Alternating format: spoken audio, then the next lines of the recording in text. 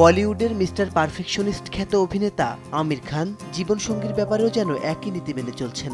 তাই তো আরেক প্রখ্যাত অভিনেতা সালমান খান টিপ্পনী কেটে বলেছেন, আমির স্ত্রী বাছাইয়ের ক্ষেত্রেও পারফেকশন খুঁজছেন।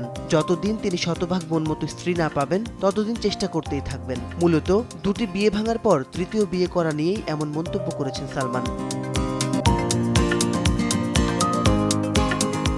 অবশেষে সকল জল্পনা কল্পনা পেরিয়ে 5 জুলাই মুম্বাইয়ের বান্দ্রায় নিজ বাসভবনে দীর্ঘদিনের বান্ধবী গৌরী স্প্র্যাটকে বিয়ে করেছেন আমির খান। তার এই তৃতীয় বিয়ের ঘরোয়া আয়োজনে উপস্থিত ছিলেন দুই পরিবারের সদস্য, পূর্বের দুই সংসারের সন্তান ও ঘনিষ্ঠ বন্ধুরা।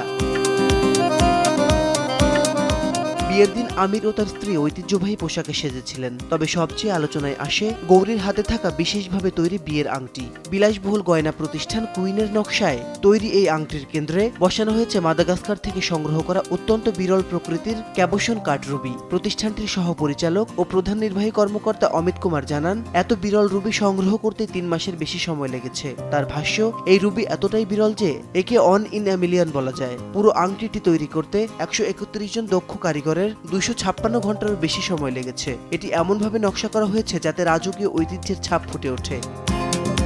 তাই আজ শুধু আমি নই, সবাই জানে সাদার আরেক নাম first wash detergent powder. Amit আরও জানান, আংটির নকশা, রত্ন বসানো এবং চূড়ান্ত ফিনিশিং প্রতিটি ধাপে অত্যন্ত সূক্ষ্ম কারুকাজ করা হয়েছে। শুরু থেকে লক্ষ্য ছিল প্রচলিত বিয়ের আংটি নয়, বরং এমন একটি উত্তরাধিকারযোগ্য অলংকার তৈরি করা যা প্রজন্ম থেকে প্রজন্মে সংরক্ষিত থাকবে। প্রচলিত রত্নখচিত আংটির মতো নয়, এই আংটিতে বসানো রুবিটি মুকুট আকৃতির সোনার কাঠামোর ভেতরে তৈরি। রুবিতে ব্যবহার করা হয়েছে মুকুট সদৃশ সোনার নকশা, সূক্ষ্ম মিলগ্রেইন অলঙ্করণ, হীরার কারুকাজ এবং বিরল মাদাগাস্কার রুবির সমন্বয়ে তৈরি এই বিশেষ আংটিকে ভবিষ্যৎ প্রজন্মের জন্য সংরক্ষণযোগ্য এক রাজকীয় উত্তরাধিকার হিসেবে নকশা করা হয়েছে।